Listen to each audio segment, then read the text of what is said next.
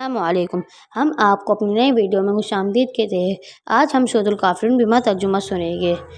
اعوذ باللہ من الشیطان الرجیم، میں اللہ تعالیٰ کی پناہ میں آتا ہوں شیطان مردود سے۔ سورۃ الکافرون مکی ہے، اس میں 6 آیتیں اور 1 رکوع ہے۔ بسم اللہ الرحمن الرحیم، اللہ کے نام سے شروع جو نہایت مہربان رحم والا۔